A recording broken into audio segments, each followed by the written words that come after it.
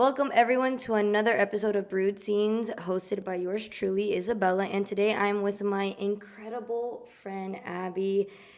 To think that we only met recently and our friendship has flourished so much with our appreciation and love for film overall in all aspects, from the moment something starts to the moment the public sees it.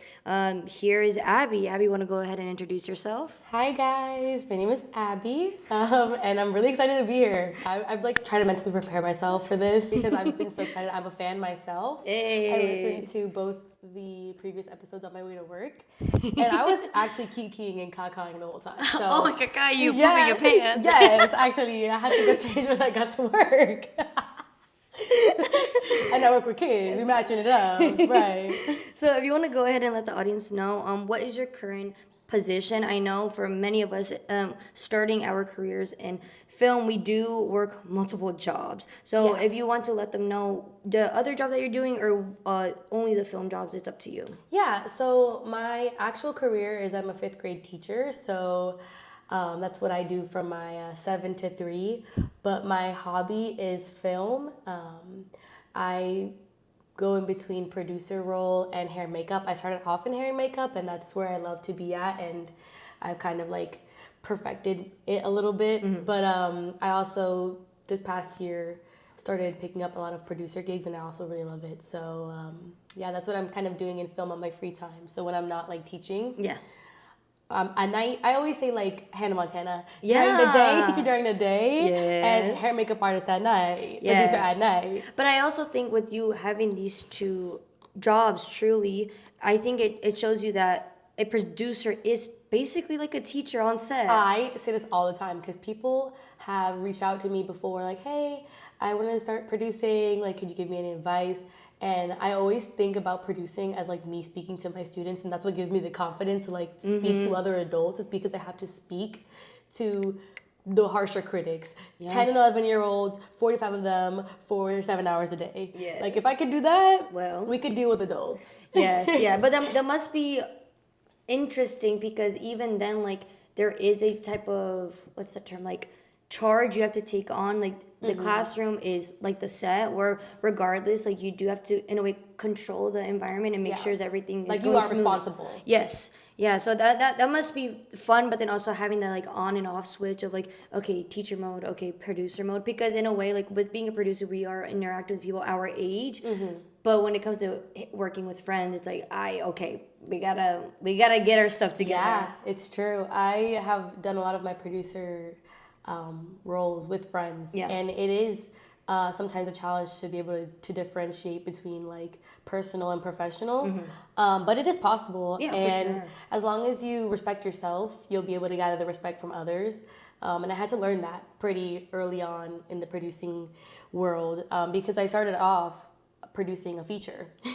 So jumping straight into a feature with how high stakes it is, you can't just let certain things pass by just because you have a really great relationship with them as a friend, but you have to, if you really do respect them as a friend, then you would respect them as a professional and make sure that they are doing what they're supposed to be doing, because you want to see them succeed, right? 100%. So it's a win-win. It really is. You just sometimes have to, I remember when I first started producing, and I guess we'll get into this a little bit later, but I found it to be a little bit of a struggle to be a producer and also be a woman in a room that is dominated by men. All of the heads of the departments, they were all men, and I was struggling at the beginning to gather respect, and it's not that they weren't listening to me, but were they really hearing what I had to say? Fair enough. And so I talked to a friend of mine who had just finished doing his feature for UCF.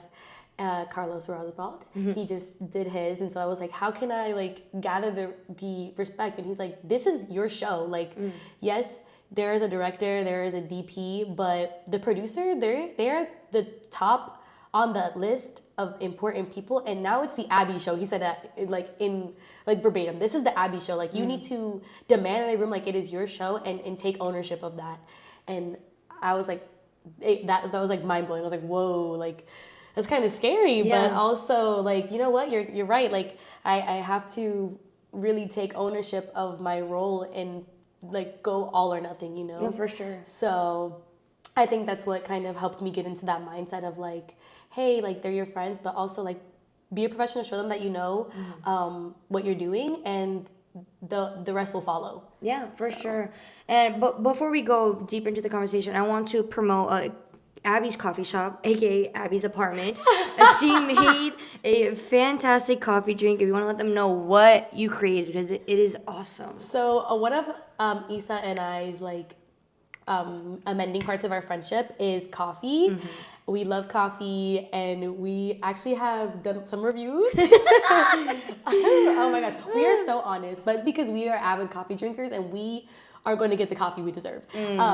So today I decided that instead of like us getting coffee from a place, which we normally do, that I would become Papa's Cafeteria and make Isa coffee in my house. Very good. And so today I did a cookie butter latte. Well, my spin on it, it's oat milk, and I used blonde espresso, and then I made like a cookie butter cold foam with the actual like Biscoff spread. And yeah, I wanted to do like a little homage to the first time that we got coffee, which was when we reviewed the Dunkin' cookie butter latte, which was so good. It was very good. But yeah, that was my coffee for today. Hopefully it's good. But. It is quite delicious. So I would say, what really led you wanting to pursue the entertainment industry as a whole, with there being so many different avenues? I mean, you yourself are saying producer, makeup, like those are two completely different departments.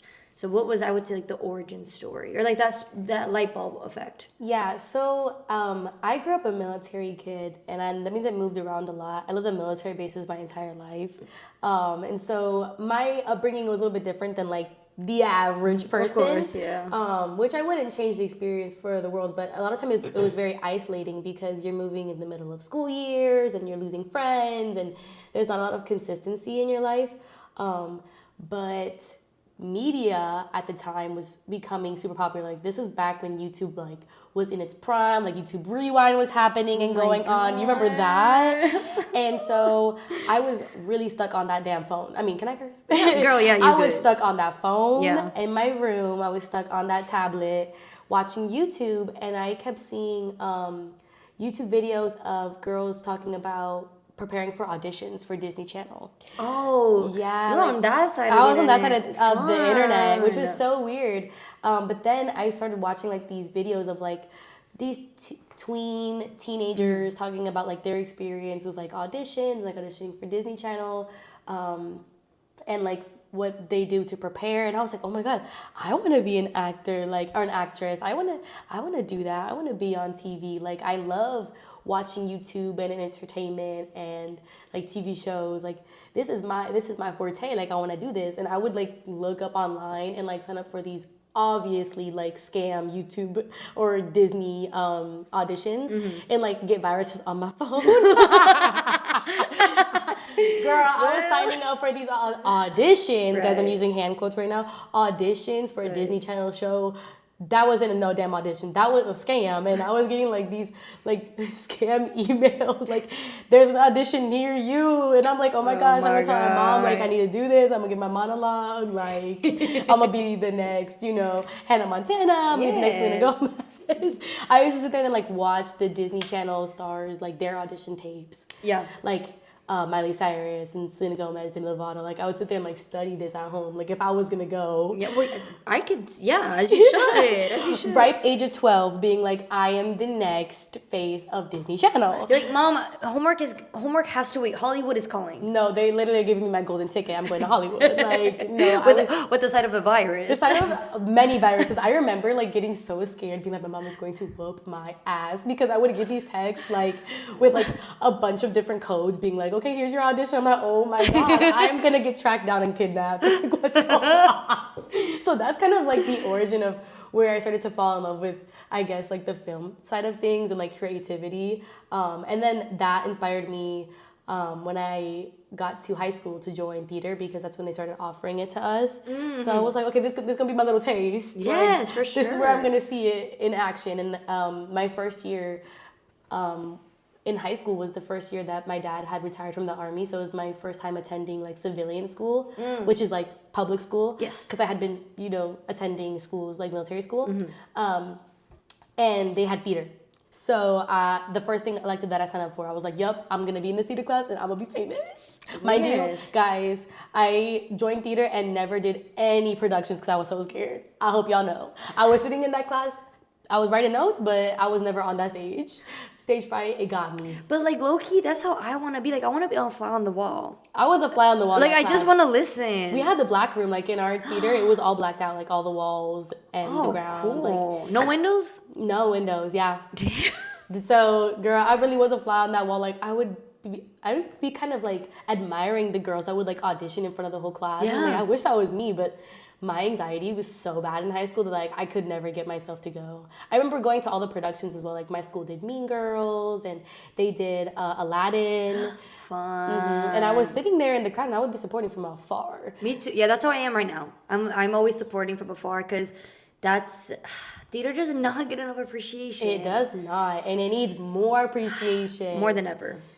The arts that and the talent that you need for like live productions like that is insane. And I just knew I was gonna flop. Like I was gonna chicken out, I was gonna voice crack, something bad was gonna happen. I have that kind of anxiety where you predict all the bad things like that are gonna happen. Like if you fall down the stairs, you're gonna chip your tooth and then crack your head open type thing. Fair enough. Before you even walk on the steps. That's Right, me. So right, that was not gonna happen. But that's my long story short of my origin. Awesome. So I would say, when was the last time you went to the theaters? That is a great question. So I have not gone to the theater like as an adult, which is so sad to say. I'm just I was about to say, I don't think the threshold of like finances has gotten, like the margin has gotten so ridiculous where it's like, this is why live theater's dying. Yeah. Because it's so expensive. It's Holy crazy. moly. I'll tell you this right now. Abby has not attended a live theater performance, but I do watch all the slime tutorials on YouTube. Well, for those of you there we who go. know, slime tutorial just means the recording of the musical when you're not supposed to be recording at the theater, and they post it online because that's the only way I can afford it. I'm sorry. I know that's so bad. It's frowned upon, I think you're doing the right thing because here's the problem. Knowing damn well what the technology we have nowadays, film the pro shot. We have the resources. Hamilton did it. Hamilton did it. And I think what's so frustrating, I understand the Broadway theater purists. I get it. But it's expensive.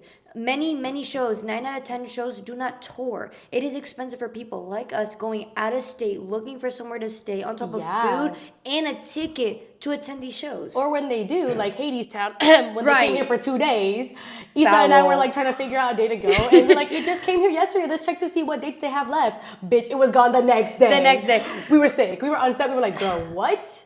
That is like it's honestly it's devastating. I do hope and wish like they're able to tour, and I think tour for longer periods of time. I don't think it's fair for them to be in a theater that is as big as like Dr. Phillips here in Orlando that for a weekend. It was 2 whole days. That's crazy. Not even a week, y'all. They said, here you go. You have 24 hours. Lock in now. Here's a whiff of a show. Enjoy. No, I think actually that's my goal for this year is to go to a show at Dr. Phillips. I am going to see La La Land live, like the live musical orchestra. But I do want to see an actual musical. Every time I see somebody's Instagram story at a musical, I'm screaming, crying, throwing up. I'm like, where'd you get the funds? I know either you're in debt or you're rich because I need to figure out how you did that. Yeah, well, you're in luck. UCF is they're putting on Legally Blonde this April, and we shall be going. Oh, we will be going. We'll be attending. I didn't even know they did like musicals. What's going on? Hello. So every spring they do like the grand show at Dr. Phillips. The fall is the one on campus. UCF does a show at Dr. Phillips? Yes, ma'am. I saw Shrek the musical there. What? Oh my god, I love Shrek the musical. I'm sick. Yeah. Oh my god, and I love Legally Blonde the musical. Oh, we're going. Are you kidding? Yes. So guys, you heard it here first. We just made plans live and in action. Are you? So we're gonna be going, and everyone that's an Orlando native or even like Florida native to come out, check it out. Support. They're going from April 9th through the 12th. I believe there's 5 show times. And they're like UCF students, like current UCF, like yes, BFA? BFA and MFA. Like actors? Yeah. I need to figure this out because I have a couple friends who are in the BFA for acting. I need to like ask around. What? Yeah, I will say that's also like the other side of theater of which they don't market themselves enough. I mean, they're not given the resources to market themselves enough because I feel like I could count on my hands more people who are actually excited about musical theater and theater as a whole, but like you said, like we're seeing it right now. Like I didn't even know about that. But my gosh, the movies, they get a marketing budget that is Out of this world. because deep down they know if it's not marketed, no one's gonna know about it. But same thing with musicals. It truly is devastating. I think with the help of social media, they've been catapulted into more and more people enjoying it. And we know that Issa knows about that because of her favorite musical that's from online. Well, oh my god, Guys, the amount of times I've seen Issa post about this damn musical and I still haven't seen it. I'm so sorry. Like I know that's my homework. Wait, which This is the musical, the one from online that you're like, guys, we need to like everybody needs to hop on this train. Oh, Epic the Musical. Epic the Musical, yeah. So yes, yeah. it's a concept album. So it's And that one came from online, right? Like it was like this whole online thing. so it was the creator Jorge. If I please, oh my god, if these people are like actually, I don't know. I'm talking it out of my mind, but This is allegedly, guys. allegedly at this point, it was his capstone project for I think it was his bachelor's. I don't know if he went to master. Guys, this is tea. So then he like finished up the concept of it for that, and then from there he worked on it like throughout COVID and stuff, and then now It blew up on TikTok, right? yeah, because I remember seeing it during COVID. dude, this was his approach to it. So I think the concept as a whole, he did on his own. Like he submitted it for like school, fair enough, and then he took it once he graduated. He took it into like, okay, I want real people behind it. So he's like, okay, duet me if you think you'll fit this role. So that's how he was like casting people. And that's so smart, honestly. One of the characters who sings for Zeus, he's a music teacher. Oh my his gosh. students, I just have goosebumps. bro. His students were like, you have to audition for this. And he's like, what the hell are y'all talking about? What do you mean I have to audition on TikTok? Like, what is this? And like, please. Yeah, he's a music teacher. That is so awesome. So it's like, it's moments like that where I love the internet for stuff like that. And he recently, last year, he met with Lynn. My husband! He met with Lynn, Guys, dude. I just got goosebumps. I almost said something I should not say on the podcast, but I literally have goosebumps all over my body. Yeah, so it shows you that someone and now we see the parallels of like where Jorge is taking inspiration from Lynn. It's like it's there, like you cannot escape it. But it's cool to see someone like Lynn taking a chance, taking time out of his day of like, let's meet and let's discuss. He sees something in Jorge where there's been many Greek mythology like retellings through musicals forever. Same thing with Shakespeare, forever and always there will be so many different versions. Exactly, but something specifically with Epic, it's something different that he's provided, and you could tell that Jorge is very passionate about this story, and like the love and how diverse the cast is. I think it's really, really wonderful, but it's great, especially if you want to learn about the Odyssey. It's a great introduction to what it is about. To those, I have no idea what it is about. I didn't even know, and I was like, let me listen to this. Oh, okay. It's actually fire. Hold on, guys. It's actually, and it's great because I think it's another it's another way to show you that like musicals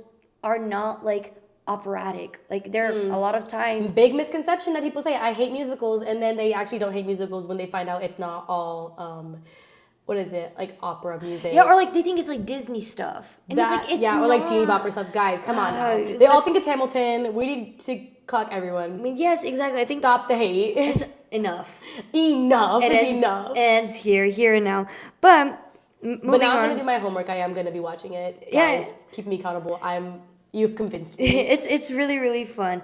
But moving on to the film aspect of stuff, this is what I like to say, like a fangirl moment times, like really like convince people to go watch this film, or just like you want to talk about it because you haven't had the time to like really like let someone let me speak. So like, what's your favorite film at the moment? Is it something recent? Is it something from like 10 years ago? My favorite film changes all the time.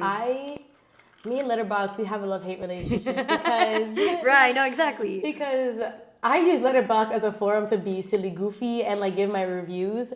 But had I had Letterboxd like during COVID, it would be so vast. But because I got it last year, it doesn't have like all my opinions there. This past year, I felt like One Battle After Another was one of my like favorite movies to come out for 2025. But movies aside, favorite form of media to watch right now is Heated Rivalry. Guys, Heated Rivalry, everybody go watch it right now. And like that's it. Like that's the That's all I have to say. I think this show, what's awesome about it is that you just tell people go watch it. Yeah, it's a queer show, but like I like when people go in blind because you're like, oh, it's about hockey, whatever. But it's a show where like you truly want to sit down. It's so short. It's 6 episodes. Yeah. Please, for the love of God, people can watch 6 episodes. It is for the girls and the gays, like, but it's for everyone. I know it's written with that group in mind, but Of course, yes, yeah. I'm saying everyone should go and watch Yeah, it. yeah, for sure. The main thing that I've been hearing, and I totally agree with those who have this opinion, is like, this is one of the first or very few times that there is a show or a movie that is talking about like same-sex relationship, where it's not having to do with like an illness or like something that's super stereotypical, or basically just being like, oh my gosh, gay people, they have this disease and this disease. This is just like, no, this is just two people who fell in love, and it's beautiful. Not only that, a lot from what I've also been told, it's not a traumatic event. Yeah, But, like, there's always catapulted something traumatic. Like, oh my gosh, I have to come out. Like, there was no coming out. Yeah. It was no, like, this person ends up getting, like, AIDS or something. Like, how they Yes. always do. Yeah. And, like, they try to tie it back to something super traumatic. And, like, you have to be telling a story that is super intense, when this is just like straight up like people falling in love, like it's a relationship, and it's like, this is normal. Yeah. And it is, and I would tell you, it's normal. A little spicy, y'all. A little spicy. It's a little spicy, It's a little but spicy. let me just say, the moment I finished episode 2, because that's when I hopped on the bandwagon, was the week episode 2 released, I immediately looked up Connor's work,out. Because that Guys, drop the glute routine immediately. No, because when I saw that, I was like, that's not fair. Drop the routine. I need it to be dropped expeditiously. I have never seen a bottom that is like, not that way, guys. Sorry, hold on, wait, pause.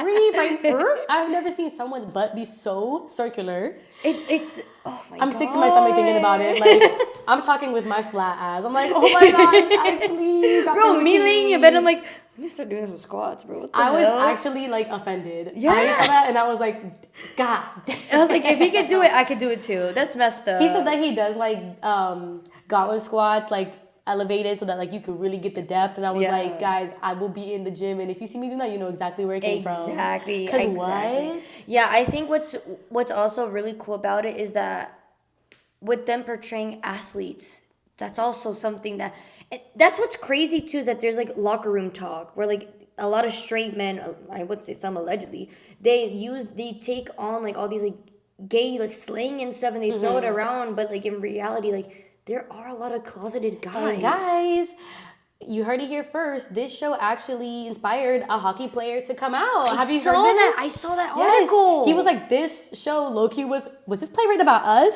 Like, he's like, it was kind of, this is like my life. I experienced this. Like, I have a similar story. I'm a gay hockey player, and like this inspired me to like come out. And I'm like, yes, this is what we're talking about. Like representation at its finest, like at its purest form. I was so happy to see it. Yeah, it's as of now, like, because thank goodness it got renewed for a season 2. It's truly like the most, from what I've been told from my gay friends that are athletes, like this is the most realistic show ever. Like the portrayal of romance and how some of us do fall in love, like that's how it is. It starts off between it being one-on-one, and then it just slowly becomes more and more of our family and friends start to know about it, and then soon we're publicly out. Mind you, when I was watching the first 2 episodes alone, I was finding so many things that I could relate to. Yes. I was like, oh, that happened to me. That's happened to you before. Oop, that awkward moment, that situationship moment. Yep, that's happened to me too. Like, guys, I'm telling you right now, it is just because it's about like 2 men that fall in love doesn't mean that you can't relate to it at all. I agree. I was watching this and being like, oh, I remember that's happened to me, y'all. Like, I get it. I'm feeling the secondhand embarrassment. Like, it's super relatable. Yeah. At its core. So honestly, guys, if you haven't seen it, this is your sign. Yeah, I always go back to when it comes to the relatability of like stories being told to others, is that everyone can relate to a story, but you won't be able to relate to it as much because you just don't resonate with it that much. So I always go back to, for example, like the Little Mermaid or like Miles Morales. Like these characters are portraying a certain community, but that does not make it less relatable to me. I just can't relate to it as much, and that's okay. And it's the moments like these stories that we need, because there are people like us. We have friends like us that are gay that have these experiences, and let me just say, this love story is sexiest enemy lovers I've ever seen in my life. And I mean, straight people, Truly. get out the way. Get out. Get out. Because the chemistry, sorry. the romance, the tension, it is there. And it's executed perfectly. And guys, truly, like, I was hot in the room. Guys, I put my hoodie over my face. I was scared. I was by myself. I'm like, oh my God. No, I remember I was like, oh. Whoa. Oh. Guys, 15 minutes into the first episode. Record your reactions. Please. Drop it. Tag Easter's page if you want to see it. Please. 15 minutes into the episode, I was like, oh my God. Yeah. And this is like book talk girlies, like, this is their best dream because this was a book. And it was adapted, or is that how you say it? Yeah. It was adapted. Yeah. Sorry, guys. It's okay. English. It was adapted and executed pretty well. Like, people were having great, response to it being from, like, based off the book. Yeah. And put into TV show. And that's very rare, guys. Very rare. And we've seen the downfall of all of that. Colleen Hoover. Well, who said that? Yeah, my bad.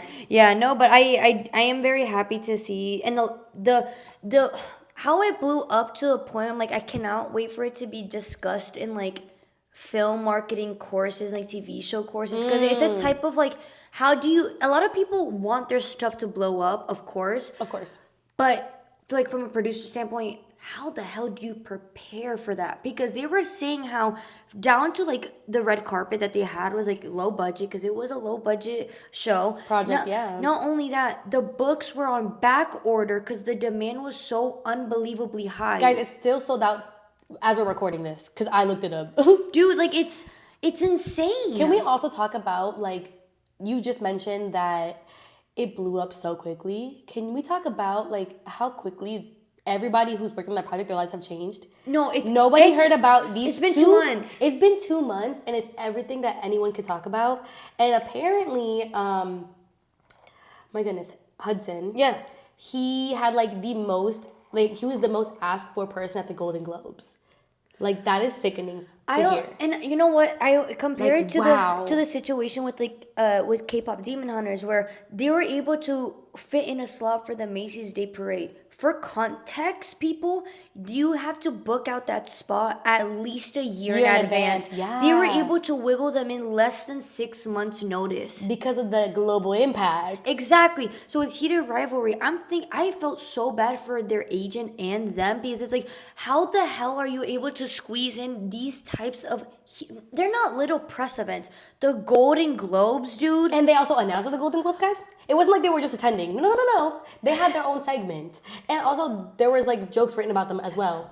Into, like... Yes! Are we, like... Guys, are we really comprehending, like, the impact that's happening right now? Like, if me personally, if I was them too... Dude. I would be like, whoa. Like, a year ago, I was waiting tables. And now I'm, like, an A-list celebrity. What the hell? And I'm so unbelievably happy with it. Because the biggest takeaway of all, it's like... We're yelling at Hollywood since day one. We need new faces. Yes, we got it. I've had this conversation so many times. I'm so sick of seeing the same people do like 17 different roles. We need new faces. And look at how successful it was when we actually listened, guys. Wow. And it's like, here's the thing. I can see from a producer's perspective or a director's perspective why you want someone well-known. Because you do, to an extent. You want that clout. You want the clout, and you do get a fandom. You get support immediately without even knowing the project. Exactly. I understand it. But you should know, in this day and age, when it comes to being a director or producer, your story is strong enough that it does not need a big A-list actor. And that's something that Jacob did. He was like, I want these two actors. Not many people know about them. And I think that's what makes it even more relatable. It's like, we're curious to know like who these actors are. And I do think fans are getting a little psychotic. But that's with everything. As with everything. With everything. But looking at it from like the greener side of the grass, yes, right? Yeah.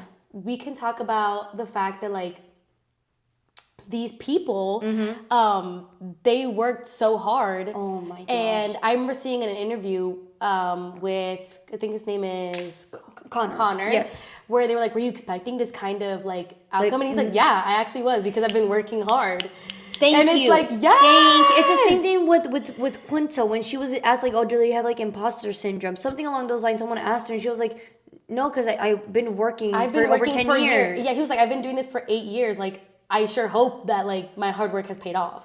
And Let's it's talk inspiring. about that. It's inspiring for everyone who is trying to pursue this super competitive career because it does end up being worth it. And like he is being able to experience and reap all the fruits of his labor. Like Yeah, I think it's gone to the point, especially when it comes to new faces, like seeing them saying like, no, I worked hard for this and I'm very happy take for it. ownership. I think so too. There's a difference between like, oh, being humble and stuff, sure, but look back, like appreciate the achievements. Yeah, all And the he hard wasn't being cocky when he said it, guys. No. He was just telling the truth, and that's something that y'all not ready for. Well. You're really not ready for the conversation because he could have been like, you know how when influencers blow up and they're like, I was expecting to get this many views or for my TikTok to blow up. He was like, maybe no, I was expecting this. I have Yeah. been putting my blood, sweat, and tears into this career for 8 years now. Like this is my time. Yeah. And you know what?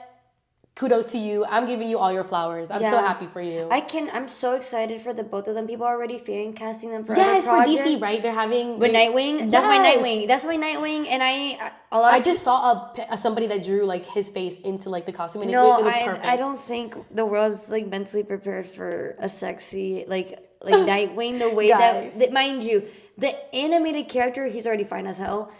I'll become a DC fan tonight. Oh, I'm ready. Guys, Hello. listen to us, people who are fan casting, because we just saw that they're listening to us with Tangled. Milo, hello. Like, listen to us. We know what we're talking about. Like, Please. give us a little bit of some credit. Come on. And that's what I really appreciate. Like when it comes to certain things, especially like in the book talk, that's also the problem where my room and I, we constantly have this dilemma where like we're trying to fan cast new people, but we don't have the resources to find the new people. So that's why we have to bring on A-list actors to these projects because we don't know of them. We don't know who's interested in these projects, who has been auditioning for stuff.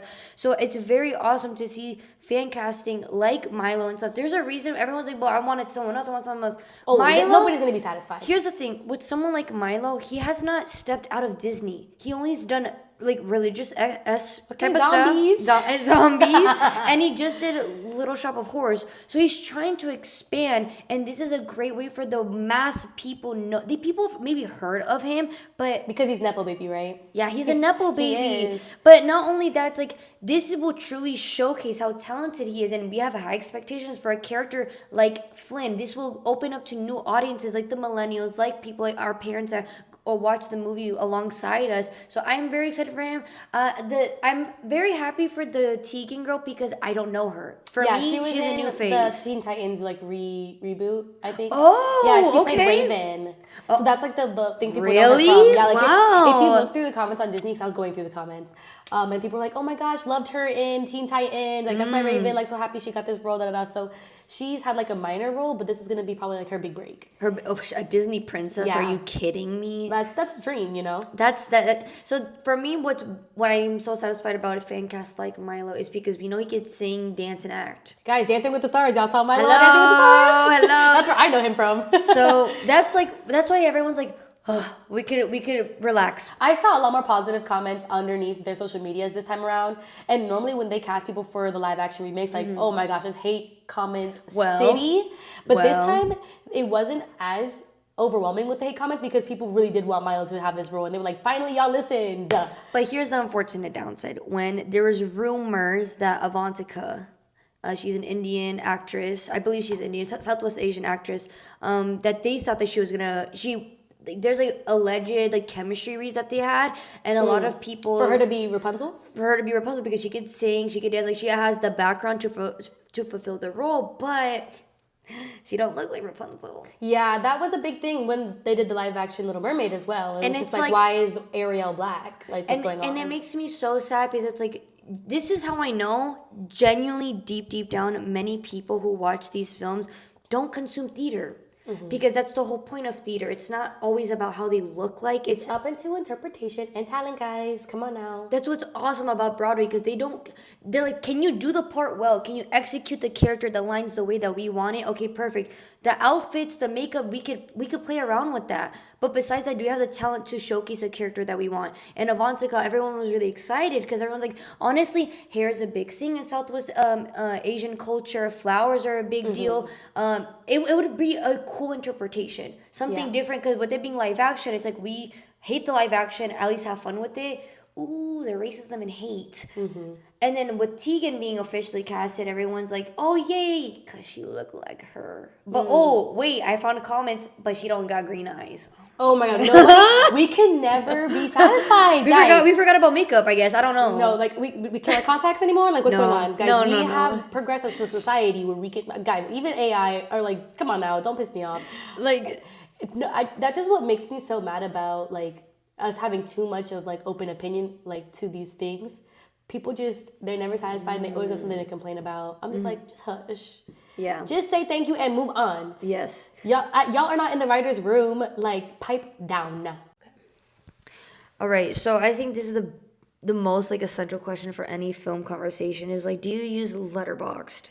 I got convinced, or somebody convinced me to download Letterboxd last year because I ended up getting the Regal subscription. Oh, thank God. Yeah. And yes. So like, girl, if you're watching that many movies, because you need to start documenting. Right. So last year I ended up falling into the trap. I was like, I'm not going to get Letterboxd. I'm not going to get it. Guys, I got Letterboxd. Right. And so yes, I do use it now because I was seeing like 10 movies a month at one point. Yeah. Right now I'm in my drought because I kind of fell off for the holidays. Yeah, and that's fair. But yes, I am a user. Hell yeah. So what are your top 4 at the moment? Guys, this is a disclaimer. I'm so horrible with watching movies. And also, I have watched so many movies and never documented them on Letterboxd because I got it last year. So my Letterboxd top 4 changes. Oh, me too, all the time. All the time. So take this with a grain of salt. Please. But let's see. I actually don't remember what I have. Okay. Letterboxd top 4. First things first, we have Me Before You. Okay. So that's the movie with the bumblebee tights, if y'all know. Guys, I bawled my eyes out to this movie, so that's why it's on here because I cried so hard. I made myself sick. When he sees you. When he sees you, y'all guys, I am a yearner, if you don't know. Like, I love love. That's my favorite genre, romance, everything.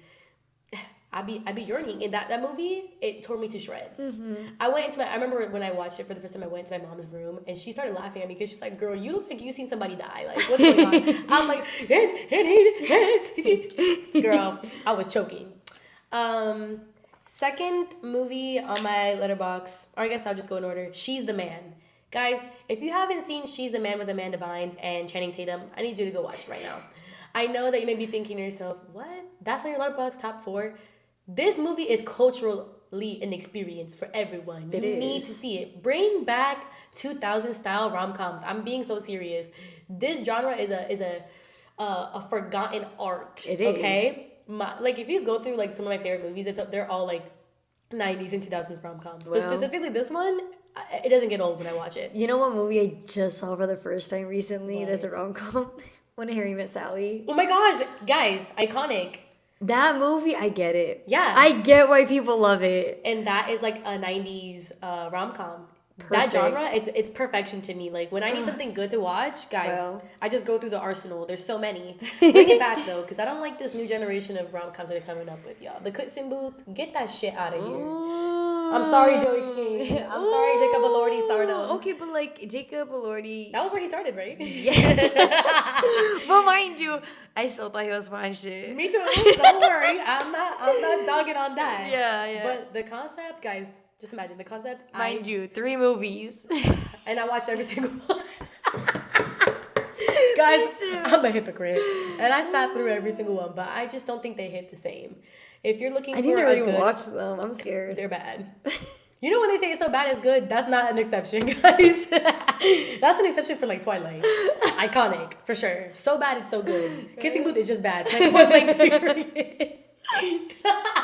Oh my gosh, you had to just watch it for the experience. You just had to be there, you know? Yes, you had to be there. That was like during COVID, right? Like it was right then, like right I before. think so, yeah. You just had to be there, guys. You just had to be there. But if you're looking for a good 2000s, like what represents the 2000s Yeah. rom-com, This movie is for everyone. She's the man. It is so funny.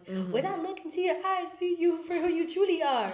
You is ugly. Like, guys, it's so iconic. I say that all the time. It's so funny. It's so good. I recommend guys to watch this movie. Yes, I'm like, if you want to get yourself into rom-coms, watch this movie. It's great. Mind you, guys, that quote was not verbatim. I don't know. I would say ugly because of that. Ugly. Yeah, guys, this movie is so fucking funny. I like cry. I pee pee poo poo when I watch. Like, it's so good. I pee pee and caca. We all know. Third, Logan. This movie doesn't get talked about enough. When I saw this movie in theaters, I went through something. I don't know what it was. I walked up that theater and I was like, this is why I like film. This was the movie. Oh, okay. Well, yeah. There you go. This was the movie that I was like, whoa.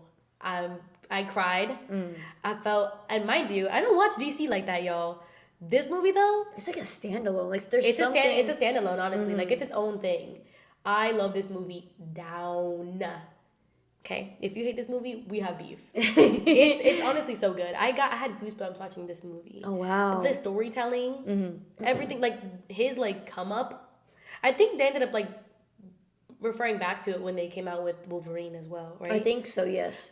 Guys, this movie, I don't get tired of it ever, and it's on here because I remember the feeling when I walked out that theater. Yeah. And I kept the ticket. I still have it. Oh wow! Okay, fan. So.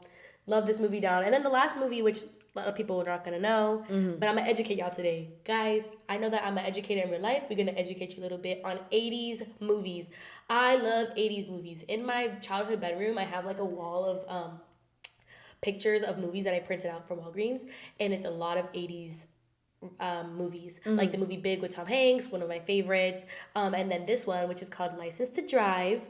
I've never heard of it. Yeah, that's what I'm saying. A lot of people don't know it. It does star Corey Feldman, which people recognize him from The Goonies, which I also love. Oh, yeah. Yep. This movie is iconic. It is a comedy. I watch it every year. I just think it's so funny. It's just, I love 80s movies. I think that's peak cinema. It's peak. 80s cinema is something where it cannot be recreated. Literally, think about all of the iconic movies. The Breakfast Club is one of my favorites. It should honestly be on my top 4. I love The Breakfast Club. 16 Candles, Pretty in Pink. Like, this was that era. Yeah. But I feel like this one isn't like, it's not super romance. It's like, this is like for everyone. Like, we can all get behind this one. Yes, yeah. And it just, to me, is the movie that, mind you guys, I've seen so many 80s movies. I'm telling y'all, the list is endless. I think this one represents like 80s movies in general, like in all, like it has all of the elements. I see. Okay. So if you have not seen this movie yet, which I'm telling you, every time I bring it up, people are like, huh? But when I make them watch it, like, yo, this was so funny. This was so good.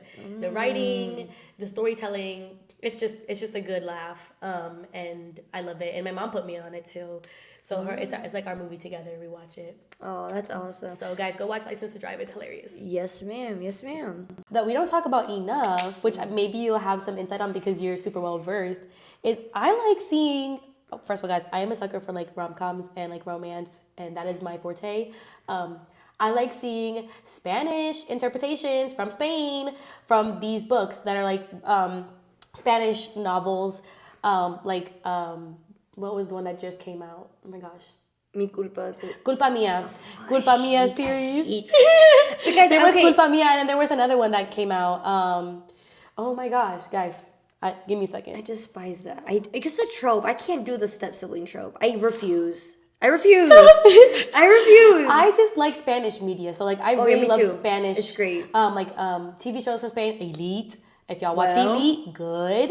Money Heist, amazing. Yeah. I love Spanish media. We don't talk about it enough. Like, their film industry is actually insane. And we don't talk about how popular it is globally. It's just not as popular in the US. In the States. Mind you, guys, US is not the only fucking country. Sorry. US is not the only country that has media, guys. This Spanish media is so popular in like other countries. It's actually crazy. And we start bringing up the hype. I know Culpa Mia had its controversial takes because of what it was about, but it's what kind of introduced me to Spanish acting and like their film scene. Like, their movies and TV shows are actually written so well. We don't talk about it enough. And I see a lot of adaptations or adaptions. I keep saying that. I think you can say both. I think it's both. I see a lot of like books from like written from like Argentina, Venezuela. Like, obviously they're not like English originated Yeah. books that are being changed into like TV shows and movies, and I really enjoy it. Like, Let me tell you, like Water for Chocolate on HBO, it's a Mexican show. Whoa, I haven't heard One of this. the executive producers is Miss Salma Hayek. okay, Miss Salma Hayek. And it is a beautiful romance show. I highly recommend it. The premise is how this woman, she's in a family with two other sisters and one single mom. She is like the chef of the house, and she's able to put her emotions into the food that the people eat in the household. So That's sickening. so she's feeling sad. People are eating it. They feel her sadness. If she's really happy and they're eating the food, they feel her happiness. If she's feeling a little horny, well, they feel it too. Guys, can I have those powers? It's awesome. I'm kidding, guys. Cut the camera. Oh my gosh, that's actually insane. Guys, we need to talk about global media more. I'm tired of this whole UK-US thing. Like, guys, there is so much good media in other countries that we're not talking about enough. I think what's very frustrating is a conversation of like people saying there's not good media. Girl, Guys, Don't- go watch Netflix Spain. Matter of fact, more than just Spain. Have y'all ever sat down and watched a K-drama before? hello. Just saying. one. That One. K-dramas, watch one, you will be addicted. Everyone's like, there's not enough romance. Guys. Watch K-dramas. Guys, Korea got the formula down. They do. South Korea got the formula down. I know they got the formula down with K-pop, but y'all need to get on the K-dramas. I'm telling you, I'm at the edge of my seat. Budget is ridiculous. Mind you, can we talk about how like in the US when we're watching like romance, like it's a lot of explicit stuff. Oh, and like you have well. these feelings, right? K-dramas, there's not that much explicit, but you still have the same emotions because of how it is written. I'm like, oh my god, they held hands, yo, sparks are flying. Like the writing is actually insane. I cannot count how many times I've cried watching a K-drama. It's too good. It is addicting. Yeah. Like, guys, We have to open up our please minds. 2026. Open up your minds to global media, other countries, and their TV shows and their films because they are also good and, dare I say, sometimes better. 100%. I will Than some of proudly these say Western that. projects. There was this one K-drama. I didn't watch it, but they were talking about it how it was recently one of the few where they casted like a black Korean actor. I don't think he's from South Korea, but he moved there to pursue acting and how like he learned Korean and stuff. And it's like it's cool seeing like someone that's not typically Korean or who looks Korean in a show like this. And I'm like, dude, we're not opening up our opportunities on working on international projects. Stop being so narrow-minded, guys. I know y'all don't want to, explore, but you never know what kind of world you'll find. I mean, we could go back to a heated rivalry. The fact that Connor learned Russian in less than a month. Guys, gagged. I'm sorry. At the end of the day, it truly shows you passion is the root of any art form. And if you truly wanted to pursue it, you're gonna do it. You do whatever it takes. You're gonna do whatever it takes. All those sleepless nights, all those long work hours, like it is so unbelievably worth it. I can't remember which actress it was, and maybe you'll know, but I saw an interview where she was like, oh, I lie on all my auditions. Like, if they told me I need to speak Chinese tomorrow, I speak Chinese today. And I'm like, yeah, because you know what? And that's the mindset of somebody who knows what they want and they're gonna get it. Well. And I can't, guys, I'm so sorry. Like, I can see her face. She's a very, very, very popular actress right now. And like, that mindset is what got her to where she is. She was like, and if you need me to do sign language, like, I actually do know sign language. I don't, but I will.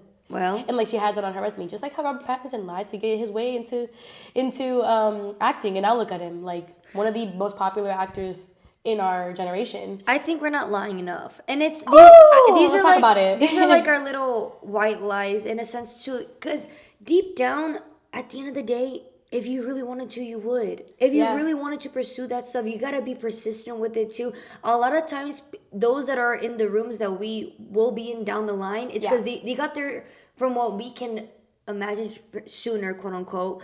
It's because they were persistent as hell. Yeah. They were persistent as hell. And at the end of the day, too, I hate to bring Taylor up. But she... Miss Taylor Swift? Miss Taylor Swift. Because I bring her up every single time. But she, on her recent documentary, she said something along the lines of, like, a lot of people want to have the success that you have, but don't want the work that you had to go through or something along the lines, like all the hard work that she had to endure for over 10 years to get to over 20 years to get to where she's at, basically saying y'all want the fame, but no, you don't want to talk about all the hard work. You don't want to work hard enough for it. You don't know how much work it actually takes to get to where I am, and it's like, it's true. And a lot of times, like, I'm so happy that Connor's bringing up, I've been doing this for over 8 years.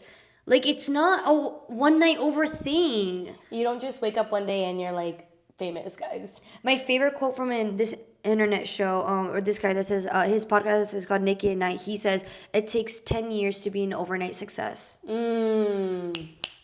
Clock that. I wanted to go back actually to what you said about like, we're not lying enough. Guys, from something that I've learned with this industry is that you low-key have to lie to get into the rooms you want to get into. Just saying. I know people always ask like for advice, like, hey, how do I get into film? Like, I see that you got like certain gigs and like you got all these projects. Baby, sometimes you gotta lie. And that is a strategy and a name in the game for the film industry. Not only that, I feel like no one talks about, there's so many different avenues. So many. When I tell you, like, when you go watch a movie, all the credits, those are all jobs. It's not just director, it's not just assistant director, and it's not just actor. There are so many different avenues to get to where people are at. And a lot of times, a lot of people don't want to be directors. They just want to work on set. They just want to be in the room. That's why I love the movie Fall Guy. I need to watch it. Guys, I'm going to say this right now. This is my controversial opinion. I think the movie came out in 2024. I think so, yeah. It was my favorite movie. I don't give a fuck. It was my favorite movie of 2024 because as someone who like is on film sets, guys, this was not only was it just hilarious and like obviously my husband loved him down. Yes. Guys, I love Ryan Gosling so bad, but that's besides the point. It was really reflective of like what it's like to be on set, and it was about not just like an actor. This was like a stunt guy. Yeah. Another role that we don't really talk too much about, doesn't give a lot of credit, and there was a whole movie about it. It's crazy to think that we're only going to be just now getting stunt coordination as an Oscar category. Not this upcoming Oscars. The 97th. I didn't even know that. They don't have a category yet. And I'm like, I feel so bad for someone like Tom Cruise. I'm sorry. Maybe we don't need to feel bad for A-list celebrities, but the fact that he does I don't feel bad for him because he's a Scientologist. That's another thing. Sorry, guys. Listen, no, as you should. Like, but yes, it is true. Like, the fact that he chooses to go out of his way to do so many of his stunts alongside many other actors, and the Oscars are just now acknowledging it. We need to talk about the roles that film doesn't acknowledge because there are so many, and here's proof that, again, a role that is super essential to making the movie magic, not getting enough credit. No, and I'm very happy that finally, like, oh my goodness, with all this time, but with you frequently bringing up, hot take, do you have an ultimate hot take? At the moment, for me, it changes every day. Hey guys, I actually did do my preparation for this. I have a couple hot takes. Okay. I think I'm gonna do one film one and then one like non-film related hot take. Okay, if I can, guys, I'm breaking up the segment into my own. Hey, hell yeah, I was inspired by Nick, that was on the last podcast with his milk comment. If you guys haven't listened to that, please go listen to that before this. But I'm on Team Nick. I also drink milk. But my first hot take that has nothing to do with film is that I believe that everyone who is trying to enlist into the military must take a hot Pilates class. They need to take that class and they need to experience it. Guys, if you've ever taken Pilates, this is preparation for war. And we need to talk about it more. Because I swear, when I first heard about this word Pilates, this, Pilates, that, I'm like, oh my gosh, Pilates princess. Let me get my matching sets. It's so easy. It's yoga. Guys, I used to do weightlifting for a whole year. Squatting 200 pounds. And shit ain't harder than going to the damn Pilates class. I'm going to tell you this right now. That is my hot take. Pilates is so hard. I need to see every single soldier that's going to basic training take a Pilates class first. When I see the NFL players doing it, I'm like, yup, and do it again. It is so hard. I haven't done a hot Pilates because I'm scared. I've done a regular Any Pilates class. When I did the reformer Pilates, I remember I talked to you about it. I was like, I can't move. Like, I'm so sore. They say the Pilates shakes. You get that before you even walk out the building. Yep. My favorite thing, guys, my new favorite hobby other than like film is taking my friends to their first ever Pilates class so I can experience, and see their reaction. I took my friend John Paul for his first one this past year, and Enzo as well. He'll have his moment, but it was the joy of my life to see, not that I like to see people suffer, but crawling out the building. Like, oh my God, I had no idea. Strong. Right. I had no idea it was going to be that hard. Enzo, guys, you'll know about Enzo if you don't already. He was talking such a big game because he goes to the gym every week. Right. Like, I think like 4 times a week. And he was like, this is going to be easy. They came around and lowered his weight because they're like, baby, you can't do this. They were like, Abby, put your weight up. I'm going to lower your friends though. shaking. And it was the reformer one. Oh my God. Guys, I'm yeah, telling as you should. if As you you should. want to feel suffering, Yeah. you want to feel empowered after a 45-minute workout, take one Pilates class. You're going to get humbled. Yeah. I genuinely, I find so much joy watching these videos of these girlfriends taking their boyfriends, like, oh, him before the Pilates class, before he's like, it's so easy, I'm just going to be cake. Pilates is just like, that's going to be a breeze. And they walk out like traumatized. Right. It makes me feel good inside, dare I say. Yeah, no, I remember when I first did it, I was like, listen, sometimes the skinny white girls, they're strong as hell, dude. The core is steel. I'm telling Vibranium. I was so ignorant when I heard about this Pilates stuff. I remember I was on a film set and I was asking this girl like how she got so toned, and she was like, "Oh, I started taking Pilates," and I ignorantly thought to myself, "Oh, right, okay, easy." Right. Like I literally lift weights. Like that's not gonna help me. That was foreshadowing for the future of me eating my own words and me eating my own ass, because what this can't be right. Yeah. When I stepped foot out my first class, guys, I thought I saw Jesus himself. I ascended and I was on a different planet, because I woke up and I couldn't even feel a single bone in my body. And I work in a school on the second floor. I was taking the elevator that week. I'm like, sorry guys, Miss Medina cannot go up the stairs today. And they're like, why are you walking like that? You don't even know. Damn, bro. They were clocking me so hard. Like, no. Yeah. Guys, please. That is my hot take. Pilates probably is the hardest workout ever to exist. I mean, Connor himself said, I gotta try it out. Can we record that, please? Just for research purposes. I need the video now. Yeah. I actually need to do yesterday. But yeah, that's my hot take on like normal life things. My also second hot take that we don't need to get into, but is that ASMR is actually amazing. But that's not a hot take. I love ASMR. Who's your favorite? Do you have a favorite creator? I do. Grace V. Honestly, that's where I started. She's so good at ASMR, and I used to watch her videos all the time. That's where I discovered ASMR. But guys, ever since I watched ASMR, I have never had a poor day of sleep. Right. That's gotta have melatonin in it itself. It knocks me out immediately. It's awesome. I am relaxed, and everybody's like, ew, ASMR, like that's so like, guys, and I eat it up every time. If y'all had the login to my TikTok and saw my likes, well, only ASMR videos. only ASMR. You know what it is? I think they're like grossed out because they're like newborns in the ASMR world, of which they're getting the tingles and they don't like that feeling. Yes, the tingles, guys. The tingles are real. The tingles are real. That's why they don't like it. When you first start watching ASMR, you literally feel the tingles down your spine. Oh my God, and it makes you kind of feel kind of uncomfortable. Yeah. But then you start being like, wait, hold on. Why am I about to fall asleep right now? Guys, if you put a 30-second ASMR video from TikTok, I'm going to be asleep. It happened to me 2 days ago. I got home from work.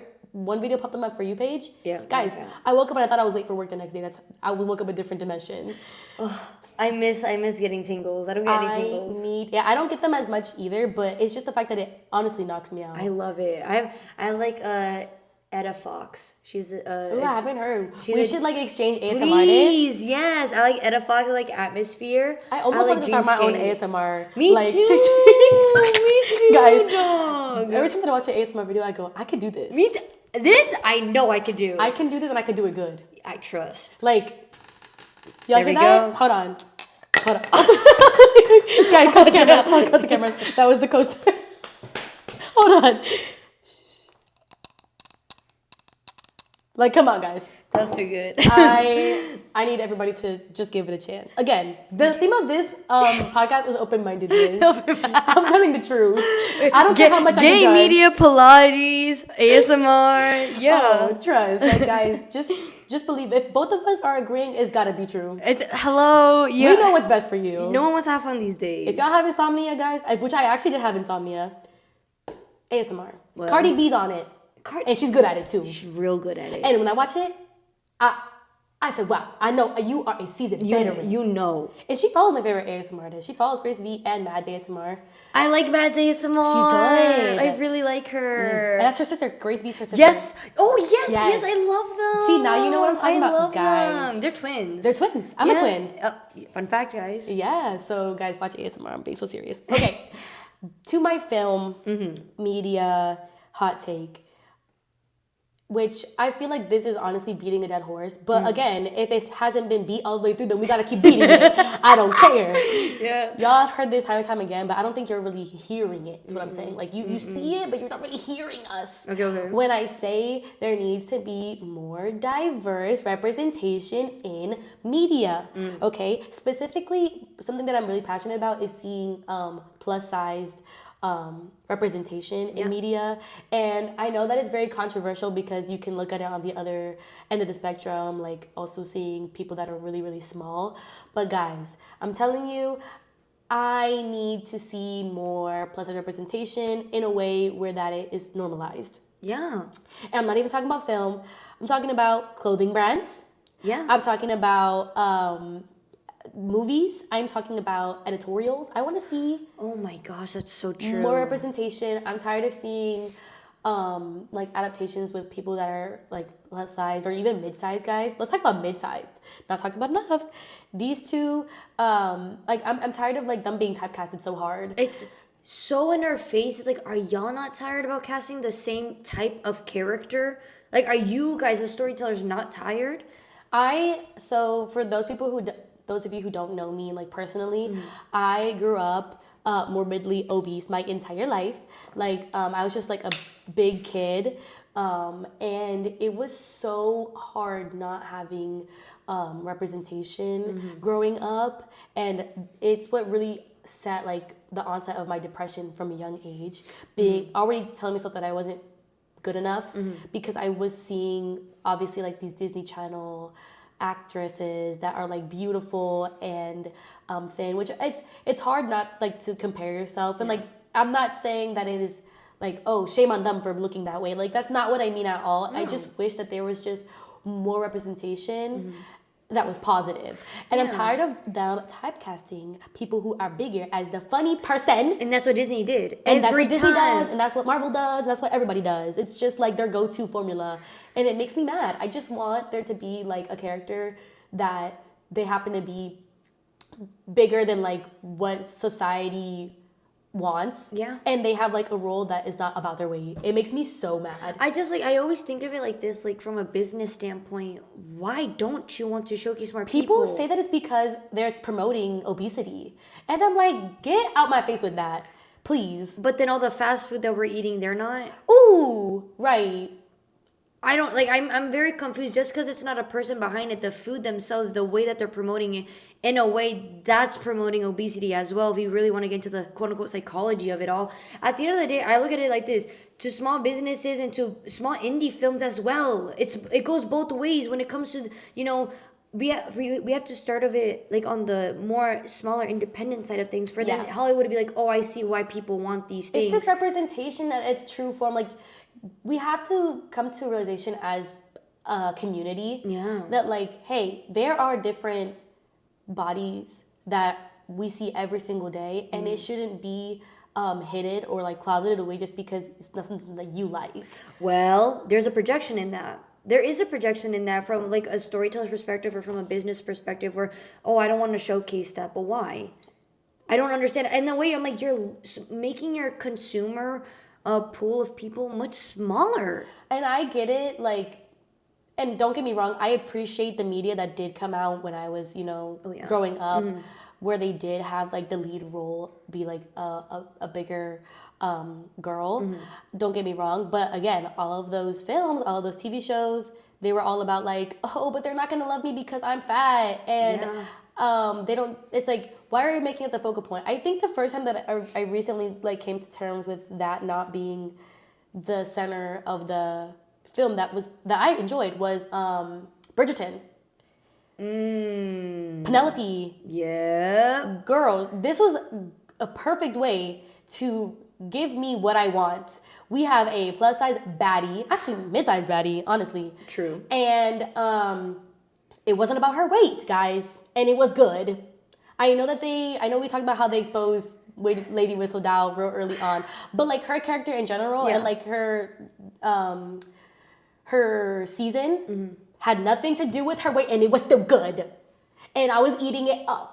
It was, And it shows you that it's possible. like deep down when I remember, that's why before the season came out, I was like, this is my season because, yes, I am not white, I don't have red hair, but I have a similar body type to her, and she's also small. Like, she's a smaller actress. She is so tiny, guys. So it's like everything about I'm like I see myself in her, and I'm like, oh my gosh, this is so beautiful. Like everything that they did, bringing it back to relatability once again, just like how we talked about with Heated Rivalry, is coming back again. This is another way that we as a community can help a huge group of people relate, and that's how you build a fan base, guys. I know I watched like the movie Duff growing up, and that word actually became a part of my vocabulary growing up because I was like, I'm the designated ugly fat friend. Oh my god! And guys, the movie was like, it was good, but also it was biased. Yeah. And like making me again indirectly believe that I wasn't worth it because I was, mind you, she was not even big. That's Can we what's talk about crazy. it? No, she was no more than what, size 4? Mind you, Disney tried to make us think that Raven was fat. Can you believe that? When I look back and watch Cheetah Girls, I'm like, this girl body T. And y'all try to convince me that she was big. Shame on you. I thought she was obese growing up. I'm not even gonna lie. Well, that's how they made her seem. They made her seem big as hell, guys. Oh my body God. was so T. When I watch Cheetah Girls, I'm like, huh? Why did I think that she was fat? That was so rude. That was disrespectful. No, that's what I'm talking about. This media, guys. Stop it now. I'm putting an end to this. I need us to change our perspective once more. I can't believe it. I look back and I'm like, yo, Disney Channel had me effed up. Not only that, when Moana came out, everyone's like, wait, she's not. She's thick. Bye. She's literally not. like that's what a regular person look like. Like that's. Actually, she is thin. Bye. Flat tummy. What are we talking about? Bella Hadid. Don't piss me off. I'm telling the truth. We're taking the real deal right now. Yeah. There's not a single role on that girl. Yeah. Okay? That's all I gotta say. Talk about no Disney princess. There is no plus size. Not yet. Listen, I do not. Guys, we need to bring it back, and we need to just normalize this. I'm not saying we need to promote obesity. That's not what I'm saying. What I'm saying is let's put normal people in normal films and talk about normal things and just make them in the film because they're good and not because, because we want to cast a fat person, quote unquote. Yeah. I'm so sick of it. Yeah, it's quite exhausting, but that's my hot take. I think you did. That's honestly in this household. It ain't a hot take. That's a take. Yeah, that is not hot enough. That's what I'm saying. It needs to start burning into y'all's skulls because I'm so sick of we've been hearing this since we were kids, dude. Like it's insane, and that's also the thing when people are putting on these messages of, oh, but you're promoting X, Y, and Z. It's like that's how you're projecting your feelings onto this, but it's really not. It is a projection. They're insecure. Exactly, that's what it is at the end of the day, and it's like no worries. If you don't resonate with this project, there's 10,000 others. That you got so many options. Bye, get out my face. Exactly. Oh my god. You have so many options to choose from. We have slim pickings. That's why I love to this day Encanto. The bodies that they promoted on there. Realistic. Really realistic. And thank you, Lynn. Sorry. Well, no, as you should. Yeah. Thank you, Lynn. Yes. Literally. And it's like you don't even blink an eye when you do see normal bodies. You're not thinking to yourself anything different other than like, yeah, this is realistic. This is normal. Exactly. So and you don't think, wow, oh my gosh, they're XYZ. Yeah, it's definitely something where we shall be changing ever so slightly as we get closer to reaching the rooms that we're ever so close to. Once we reach some room, guys, don't worry. We got you. We got your backs. We will be changing that in the near future. Yes, I'm manifesting right now. When we get in those rooms, trust and believe. Priority number 1. That's gonna be right on top of the list. Exactly. Because I want to see more representation out here. I want people to look at even with Barbie Ferreira. I don't know if you saw that she was in Euphoria and yeah, girl, and that was insane. And now she's not. What happened, guys? Not only she's not in it, but then also, yeah. If you know, guys, you know. No, she's not. I don't know what happened. What was she taking? But yeah, I'm so sick of it, y'all. Yeah, it sucks. But let's go on to the more positive side of things when it comes to working on all these projects that you have in our very young like filmmaking journey. Thank you for calling me young. I like Girl, to hear it. don't 'Cause piss me I've off. been hearing Unk a little bit too much Don't recently. piss me off. Don't piss me off. With our very young Ooh. filmmaking journey, what's something that you learned recently on a project or a recent project or just like overall with all your experience at the moment? Like in film in general? It's not about I've learned this since being in film and being on sets and being in the room. It's not about what you know, it's who you know. And that's the truth. It's a hard truth, but it is the truth. I think one of the biggest ways to get your foot in the door is to be networking like there's no tomorrow. It's true. And being a people person and talking to people and having those conversations, that opens you up to a world of opportunities. Had I not like talked to people on sets, I would have not gotten in the rooms that I have gotten into. And I think that the more I do talk to people, the more opportunities I'm given. And that's just the name of the game. It truly is. And I remember that the first time I ever heard that quote was actually my summer semester incoming freshman year at UCF. We were like in this like those like orientation classes, and then I believe she was like the assistant to the professor. She was like giving the lecture that day, and she was like, if you're gonna take away one thing from this whole class this whole semester, take away this applies to all fields of work. It's never who you know, it's who knows you. Yeah. Because that's what I love something about like the internet. Like all these people are like, oh, I got viral X, Y, and Z. It's like, yes, but who actually saw the video? That's why I'm so appreciative of all the people that watch my videos, listen to my podcast. Me. I literally, guys, I watch her videos like while I'm showering. I know as iPad kid as well. I listen to it. It's interesting, guys. You have to watch if you don't. But it's something where like I always think like a lot of people never appreciate like the actual numbers. Like 10 people can fill a room, 100 people can fill a theater, like 1,000 people can fill an auditorium. Like it's insane. Yes, these numbers mean a really big deal, but it's also important who is listening. Yeah. You don't just only want people that are not that tapped into the industry. You want people who are tapped in, who have similar ideas, if not similar ideas, different opinions, but appreciate the art form. It's bringing it back to, we talked about it earlier, how a lot of people who are in film talk about like this imposter syndrome. At times there really is imposter syndrome, and that's what gets you through, because sometimes you just have to fake it until you make it. Again, another cliche saying that I have said, and it's 1,000% true.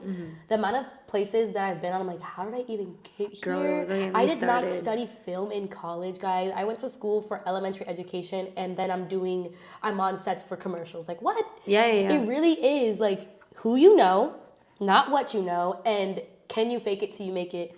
Can you, lock in that moment just for that spare moment and pretend like this is what you do? Because that's like honestly reverse manifestation. Well, and it gets you into more rooms. Yeah. I remember a friend of mine that was studying film at UCF was asking me like, girl, how are you getting on all these sets?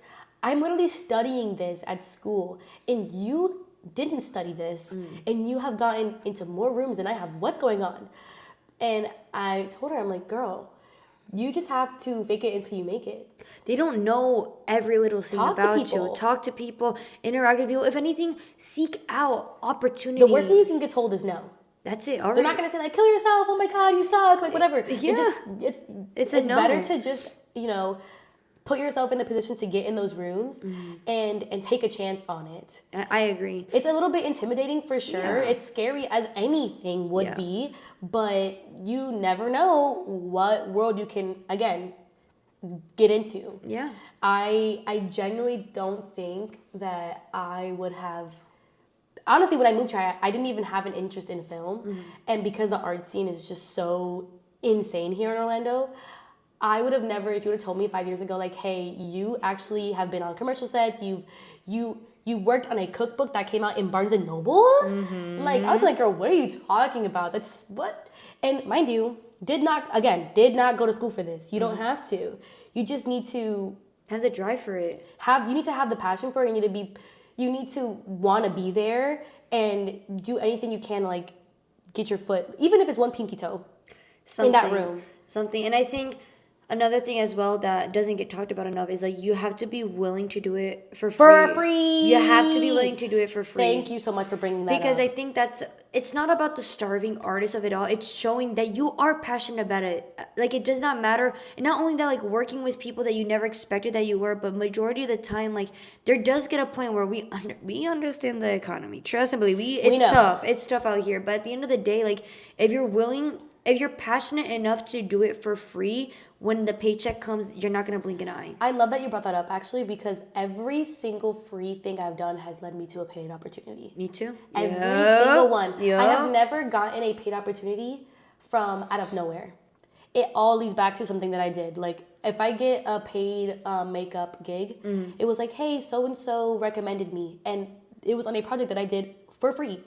All of the gigs that I got last year for commercials, it was because I did like passion projects that had nothing to do with UCF or anything. It was just like in the area, and I resonated with the project and I did it for free. And then I ended up like a month later, them recommending me to do something that was paid, and it paid off. Do the free work. Not only are you building your resume, but then you're also preparing yourself for the future, for when they, remember you. Like, hey, I remember that person that said I'm gonna reach out to them. Yeah, I think. Another thing that I've been told too is like do it for free as long as you can, because there is that passion still there. A lot of times when you do get the paycheck, you're like, I'm just doing this for the job. And you kind of forget the message as to why you're contributing to this project to begin with. Be selective. Once you get to that point, you can decide whether you resonate with that or not. Like, let's say you're getting a lot of opportunities, but they're free, but you have gotten paid before, and you were just accepting a lot of things to build your portfolio, and you wanted to just get experience. Once you feel like you've had enough experience that's free, you can then decide whether or not you want to do something for free. Like, if you resonate with the project and it's not paid, but you really feel like a connection to it and you feel like it could really benefit you, then you can say yes. But if you're given an opportunity or offered something and it's free and it's something that you really don't resonate with, you can say no. You can say no. You can say no. And that's something that I had to learn last year, because I was so eager to say yes to everything just because I wanted to be like, I wanted to gain experience. I'm like, yes, I'll do it. And like, I didn't even think about it. And it's hard, guys. Doing projects, and a lot of projects back to back, it is exhausting, especially when you have a full-time job. Yeah. And I was burnt out. I was so burnt out, and I don't even know how. I was going to work 7 to 3 and then doing overnight shoots for like a week straight, and getting like 2 hours of sleep, and then going in and teaching 5th grade for the day, and like doing it over and over and over again. Oh my gosh. And that is what leads you to like hating your passion, because now you're just abusing it. But now I feel like I've gotten, not that I'm like getting paid gigs at the wazoo. I haven't in a while. Guys, if you need somebody, hit me up. But I've gotten to a point where like I do get offered things that are paid, and I do feel like now I can say no if I don't feel connected to the project, or like even if I do feel connected, but I don't have the time. Yeah, fair enough. Because sometimes I do feel like, oh, I do like this project, and unfortunately I do have to say no because I have other prior obligations that I have to take care of, like my actual job. Yeah, for sure. But, going back to the passion of it all, do you have, like, those favorite moments on scene that are, like, reoccurring, or that one moment that you go back to that does, like, that you, in a way, it's like a safe space of, like, oh, man, this is why I love doing what I do? When I see a group of individuals coming together to do something that they love, that's what brings it back for me. When I'm on a set, because, guys, not every set is rainbows and butterflies. Oh, sometimes it is intense and it is stressful, and you get upset, and it is you're putting through all 10 stages of grief. Yeah. Because it's on a time crunch, and there's a lot of moving pieces that makes it hard. But when you are on a good set, that like rejuvenates me. That gave me like 15 aura points added to how I feel. When I am on a good set where everyone is working harmoniously and they actually love what they're doing, and it's not because they have to do it, but because they want to be there, it reminds me like, oh my gosh, I can feel the passion radiating off of you, and it's like, I feel it on me. That's how So anytime I'm on a set where, like I said, I feel like they want to be there, and like this is passion, like it reminds me, oh yeah, this is why I started to fall in love with film. Yeah. And it's like when you see like the gaffer working with his grips and they're like enjoying their time and like they come up with a solution to the lighting and then it comes out beautiful and you watch the playback and it looks amazing. Or when you come up with a shot and it like it's so seamless, and then everyone around there is like, we all work together for this one shot. Like, hell yeah, this is what it's all about. Like I said, sometimes it gets sometimes it gets hard and you think like, oh my gosh, why am I doing this? But there are moments when you get on those sets where you're like, oh yeah, this is reminding me. It's the same thing with teaching, honestly. Oh, I bet. When you impact a student, just one student. Hello, kitty. Guys, my cat just jumped on Isa. When you impact that one student, like it makes it all worth it because all you need is one.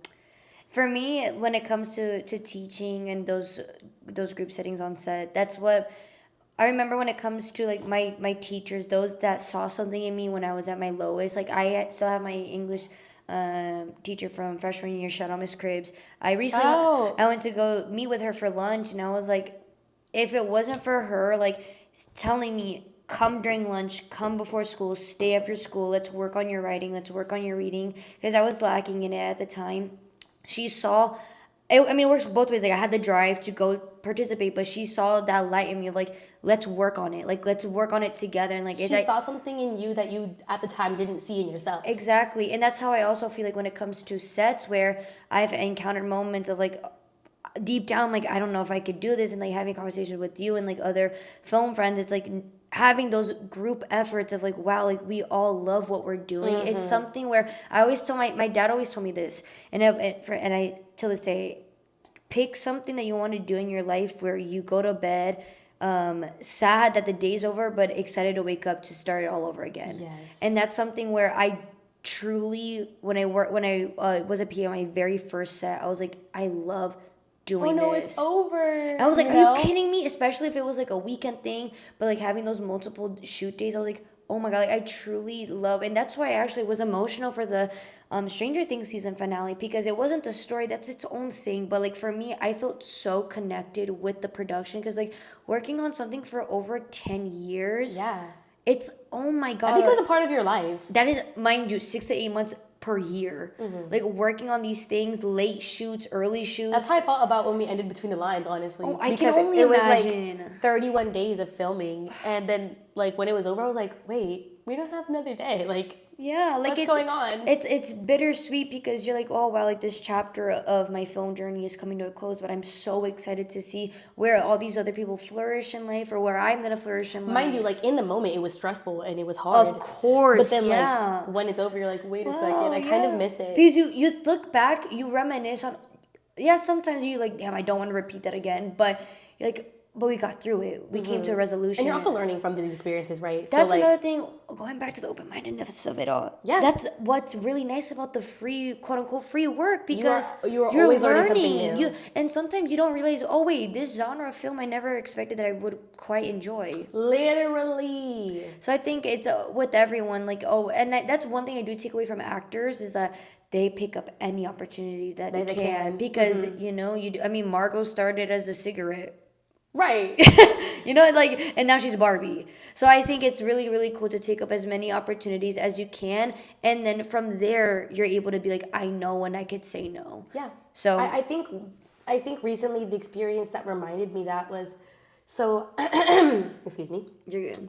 I produced this past year, in 2025, a feature called Between the Lines, which was the longest project I've ever worked on. And one of my roles as producer was to do a fundraiser to raise money, because it was obviously coming out of the director's pocket. And I had never created my own fundraiser before. And this, guys, it wasn't just like, hey, we're doing like a fundraiser online. Like, we did an event. We actually decided to hold an event. That's awesome. And I'm telling y'all, that was the hardest thing I've ever had to do, because it was all on me. Hey, the director came to me and said, hey, you're the producer. I need you to do a fundraiser to help us raise money. And like, that's my job. Part of one of the many things that I have to do. And guys, imposter syndrome kicked into full gear. I'd done that before. And I was like, yeah, I got you. Literally panicking. Again, I ended up doing this fundraiser at a photo lab in Winter Park. Shout out Another Film Lab for taking a chance on us. Yeah. They completely did not charge us to hold this event.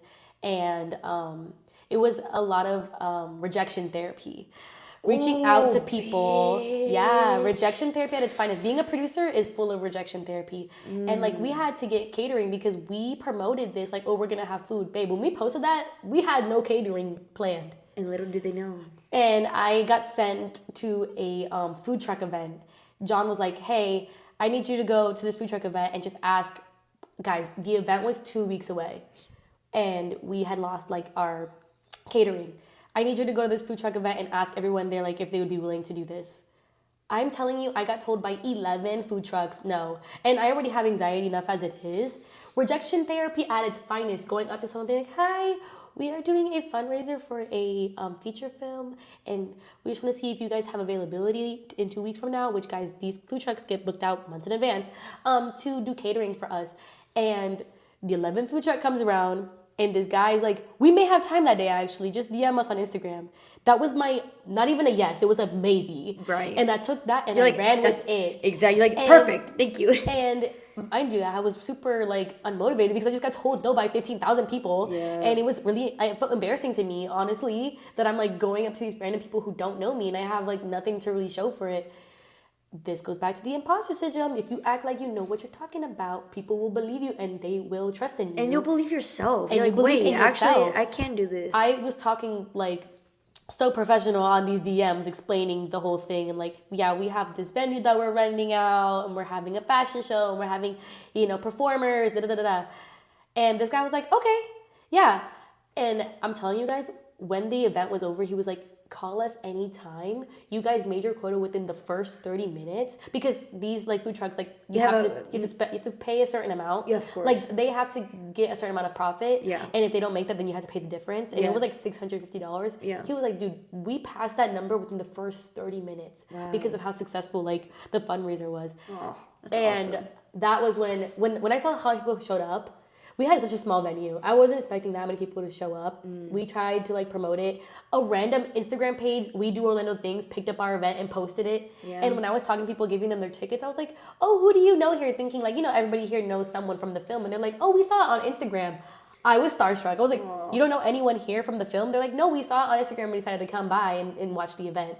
Guys, that's what did it for me. Again, reminding me why I'm doing this. What do you mean people that I don't even know are at this fundraiser for a student master's program film just here because they heard about it and thought it would be interesting to see? I was like, dude, I did that. Yeah, you did. And I felt really accomplished. We ended up raising nothing too crazy. It was like $1,500 that night. But that's something. That's but steep. it was way more than I thought was gonna happen. Course, yeah. And shout out to Another Film Lab because they support like local filmmakers and they didn't charge us to do the event there. And she gave us like over 200 film rolls because with every ticket that they bought the $15 ticket, they got a free film roll. So everybody got one. And she did not charge us for that at all. And she said that she actually got goosebumps when she saw how many people like showed up. Because she didn't know us. Yeah, of course. I got her contact from somebody that I met on a free set, guys. Shout out Neil, my friend that's a photographer. He put me in contact with Ash. And then the whole event just like fell into place. And without, again, first of all, people trusting in you and believing in your art, but also taking a chance on you, that wouldn't have happened. I don't have a venue just randomly sitting around for me to host a big event with a big group of people.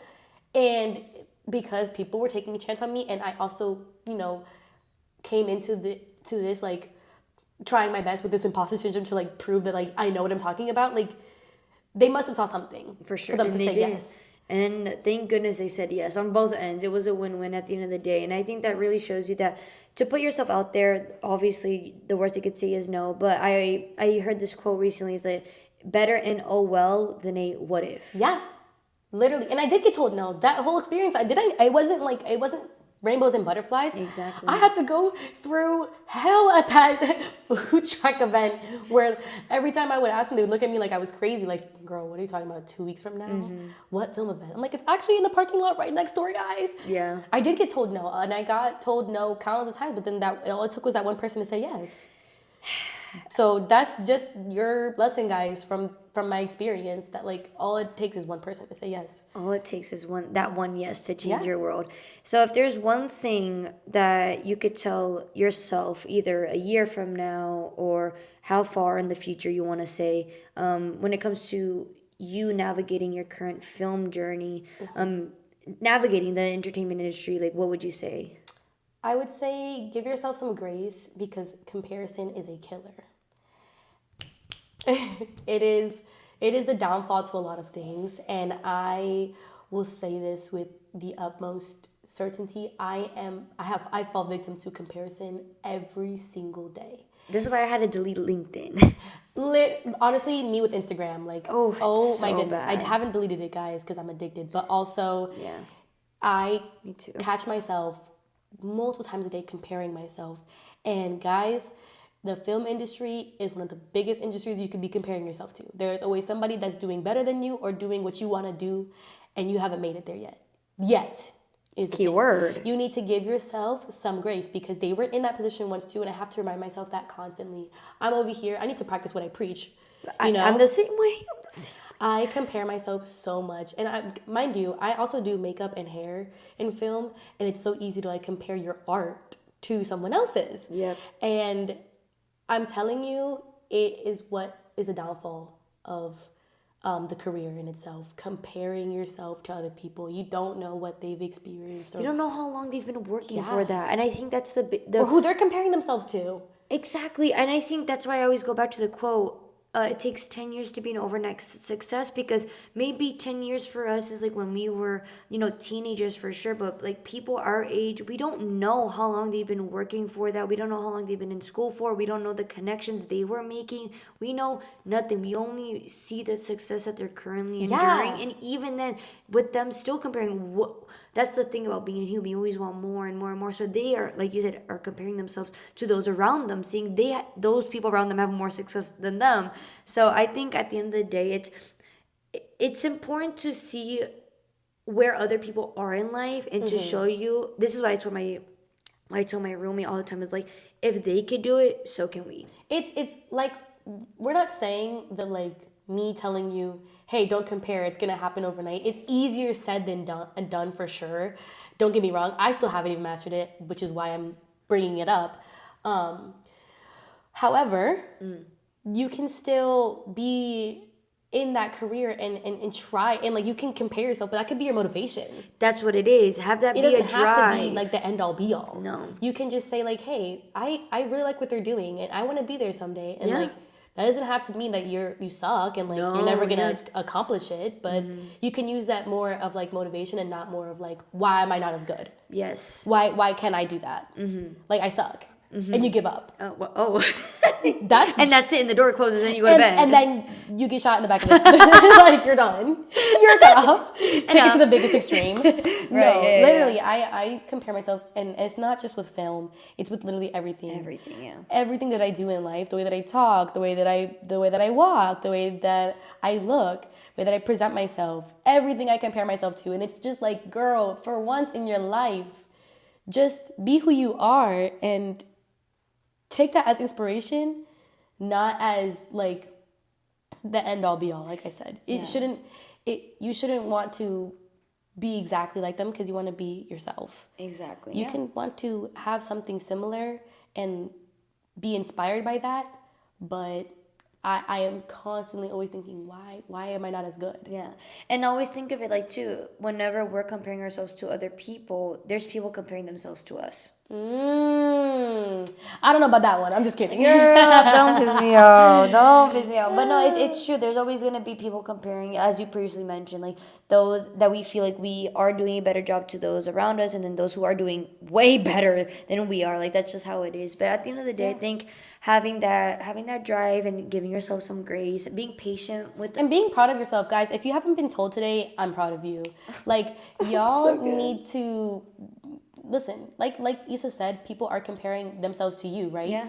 Maybe they haven't even gotten to where you're at. Yeah. You need to look back and look at all your progress and see how far you've come. Yeah. With any aspect of your life, not just with acting or with film, but like even maybe graduating, or the career that you have, the social media that you have. I got a message the other day on my DMs like, I know this is a random DM, but I love your content and I've been wanting to reach out. And it's just like, I never would have thought somebody was perceiving me that way. And it warmed my heart. I was like, what? Let me give you like a telepathic hug right now. That was so sweet.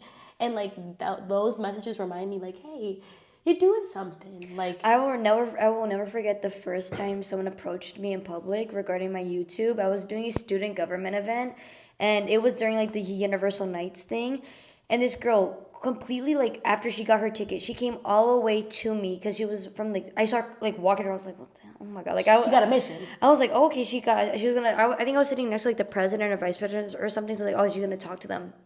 She came up to me after I gave someone their ticket, and she was like, "Oh, I just wanted to say I really love your YouTube channel, and I just wanted to like something along those lines of like letting you know that I love your videos." And I was like, "Oh my gosh, thank you so much." And then I still follow her on Instagram to this day. But I was like, and I posted about it. I was like, "Man, like that one person out of the 20 views, yes, like and that's didn't crazy." it motivate you to like want to do more? You're like, wait, hold on a second. Oh my god! And ever since that day, I was like, there's real people behind the stuff that are watching you. Like I that's why I hate when people are like, I went viral, but it's like, yeah, you went viral, but do you not realize like those people like actually like there's real people behind the numbers. But I digress. With that being said, like I think at the end of the day, we just have to keep chugging along. Like you're somebody's inspiration, guys. That's the quote of the year. You may not know it, but when the day comes, you will realize that like there are people who look up to you. Yeah. When she said something like, I'm so inspired by you, and it's like all I do is like post on my stories and post what I do, like when I'm on film sets or like when I'm at school. I'm just being myself on there, and that inspired someone. Like that took me out of my own body. I was like, whoa. Holy crap, like people are perceiving me and like I have an impact, whether I want to believe it or not. And everybody who's listening, you have an impact on someone. You are somebody remembers you for you being nice to them. Have you ever heard that? Somebody remembers you for you holding the door for them. Somebody remembers you for how generous you were or how kind you were when they first met you. Or if you remembered someone's name. Like you have an impact on every person that you interact with. Mm-hmm. And you may have a lasting impact on someone and you don't even know it, guys. Mm-hmm. Know your worth. Know your worth. Know your freaking worth. You are worth it. I'm proud of you. You are inspiring. If it's just one person, that's enough. And that's enough. So that's my takeaway. That's how I feel with everything that I do now. Mm-hmm. And it's also easy to say that because I also teach and I'm like teaching the youth of tomorrow. But that doesn't mean just because I'm teaching like the youth that's the only way that you can have an impact. Yes, that's like you can see the direct impact you have because that's your job. Mm-hmm. But like, girl, even you inspire me. Oh, thank you. Guys, you said like her second Instagram page. I love it so much. Everything about it, like I'm like a big fan. The way that it's put together, like all of the details, like the pictures and the cuts that you put together, and like just your reviews, like your normal reviews of like coffee or anything like that. I'm like, girl, I want to do that. That's so good. I appreciate that. So you never know what impact you have on someone. So just remember that and give yourself some grace, y'all. I agree.